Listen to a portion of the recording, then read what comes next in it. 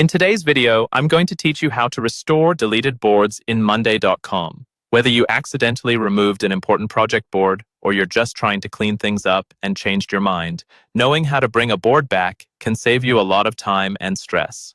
First, make sure you're logged in to your Monday.com account and that you have the right workspace open. Restoring a board only works if it's still within the allowed trash retention period set by your account or admin, so it's a good idea to do this as soon as you notice something is missing. To start, look to the bottom left corner of your Monday.com screen. You'll see your profile picture there. If you haven't added a photo, it might just show your initials in a colored circle. Go ahead and click on that profile picture or initials. This opens a small menu with several options related to your account. From that menu, select the option labeled Trash. This is where Monday.com stores items that have been deleted, including boards, but also things like groups and tasks, depending on how your account is set up. Think of it like a safety net that gives you a second chance before something is gone for good.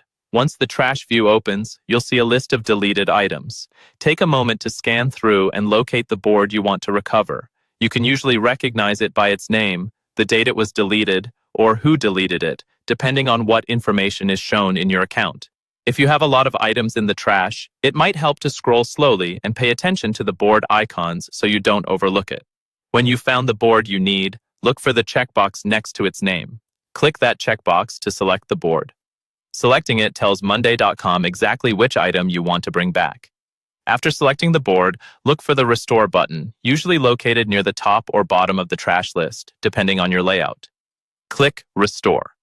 The board will be moved out of the trash and returned to your workspace, typically in the same place and structure it was before you deleted it.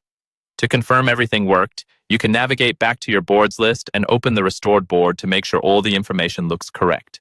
And that's all there is to it. Click your profile, go to Trash, find your board, select it, and restore.